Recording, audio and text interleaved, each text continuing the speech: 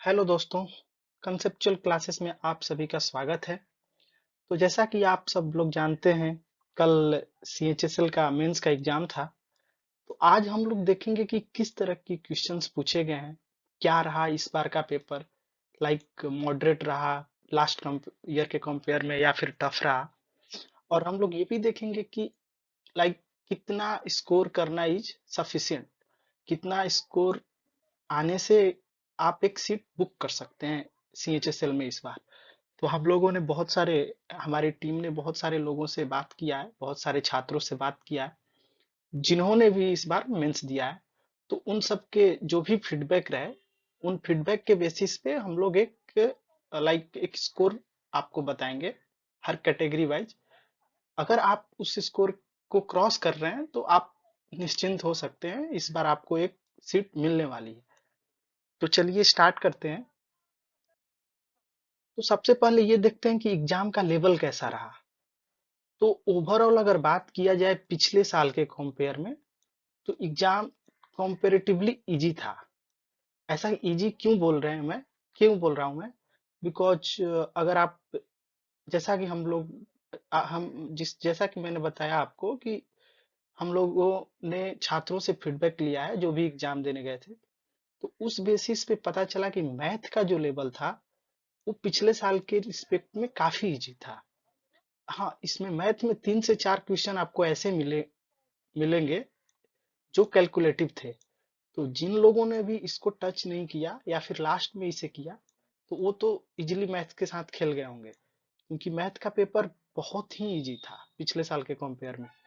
तो ये आप देख सकते हैं, मैथ में 3 से 4 क्वेश्चन कैलकुलेटिव था जिसे आप लोगों को छोड़ना था। जिन भाइयों ने भी उससे ही स्टार्ट किया होगा, तो उन्हें हो सकती है कि थोड़ा टाइम मैनेजमेंट में इशू हुआ होगा। लेकिन ओवरऑल अगर बात करें तो मैथ का पेपर जो है इजी था। जीएस में भी सेम 13 से 15 क्वेश्चन जो था वो एवरेज अटेम्प्ट किया गया है। तो ये भी काफी मतलब वैसा नहीं था कि बहुत ज्यादा डिफिकल्ट क्वेश्चन पूछ दिया या फिर बहुत ज्यादा फैक्चुअल क्वेश्चन पूछा हो। हाँ, एक क्वेश्चन जैसा कि मैं याद कर पा रहा हूँ, एक एंटी करप्शन डे कब सेलिब्रेट किया जाता है, इससे ये क्वेश्चन था। उसके बाद डांस फॉर्म से क्वेश्चन था, लाइक नटराज डांस फॉर्म से था। उसके बाद शिकागो कॉन्फ्रेंस से रिलेटेड क्वेश्चन था, 1893 वाला। उसके बाद नेशनल पार्क से 2-3 क्वेश्चंस मिले हैं हर पेपर। लाइक 2-3 क्वेश्चन आ ही जाते हैं वैसे तो जनरली नेशनल पार्क से। इस बार भी आपको 2-3 क्वेश्चन था, जैसे कि एक रणथंभौर नेशनल पार्क कहाँ है, या फिर एक और था बांदीपुर नेशनल पार्क से रिलेटेड। तो ओवरऑल अगर जीएस का बात करें तो ये भी ठीक था। अगर आप अच्छे से मॉक दिए होंगे तो आप 13 से 15 क्वेश्चन तो इजीली अटेम्प्ट कर ही लिए होंगे। इंग्लिश का बात करें तो इंग्लिश भी ठीक था, 35 से 38 क्वेश्चन जो है एवरेज अटेम्प्ट है। और रीजनिंग में भी वही 25 से 29। रीजनिंग थोड़ा सा, इसमें भी कुछ क्वेश्चन थे जो आउट ऑफ द बॉक्स थे, थोड़ा सोचना था उनमें। लेकिन ओवरऑल अगर बात करें तो पेपर पहले अटेम्प्ट नजर में देखने से ऐसा लगता है कि पेपर इजी था। अब तो ये डिपेंड करता है कि आंसर की मिलाने के बाद क्या रिएक्शन आता है लोगों का, कैसा कट ऑफ बनता है, उसके अकॉर्डिंग डिसाइड होगा। लेकिन अगर पहली नजर में देखें तो पेपर पिछले साल के कंपेयर में इजी था। हाँ, जियोग्राफी से भी क्वेश्चन था कुछ कुछ, जैसे ओरोग्राफिक रेनफॉल से रिलेटेड।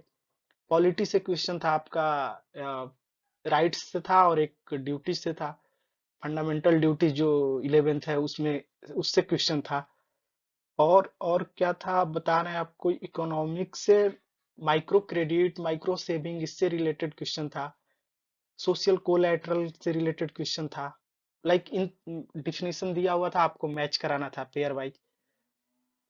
तो यहाँ से लगभग यही सब क्वेश्चन था। क्वेश्चन ज्यादा डिफिकल्ट नहीं था, अगर मॉक दिए होंगे तो आप कर सकते थे।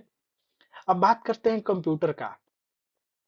कंप्यूटर पिछले साल के कंपैरिजन में इजी क्वेश्चन रहा, क्योंकि लास्ट टाइम बहुत सारे लोग कंप्यूटर में कट ऑफ क्लियर न करने की वजह से एग्जाम से चूक गए थे। लेकिन इस बार मोस्ट प्रोबेबली वे सभी लोग एग्जाम निकाल लेंगे जिनका लास्ट बार नहीं हुआ था या कंप्यूटर की वजह से नहीं हो पाया था, क्योंकि इस बार का कंप्यूटर जो है वो काफी इजी रहा। सबसे ज्यादा इशू जो हुआ छात्रों को वो टाइपिंग को लेकर हुआ। टाइपिंग में क्या हुआ, कीबोर्ड प्रॉब्लम, सबसे बड़ा प्रॉब्लम कीबोर्ड प्रॉब्लम था। किसी भी एग्जाम सेंटर पर आप जाकर देखिए, कीबोर्ड प्रॉपरली काम ही नहीं करता है, या फिर लाइक टाइम टेकन होता है, मतलब स्विफ्ट स्मूथली वर्क नहीं कर रहा था। तो लोगों को सबसे ज्यादा इशू हुआ है वो कीबोर्ड प्रॉब्लम हुआ है। और ऐसे अगर बात किया जाए ओवरऑल कि like after considering all points, so we can say that this year paper was quite easy, like easy to moderate, we can say. So यही रहा। अब आप लोग ये देख सकते हैं कि इस कट ऑफ के बेसिस पर अगर हम लोग ये एज्यूम करना चाहें कि कितना एक मिनिमम स्कोर जो है सफिशियंट है, तो आप देख सकते हैं सेफ साइड स्कोर क्या रहेगा।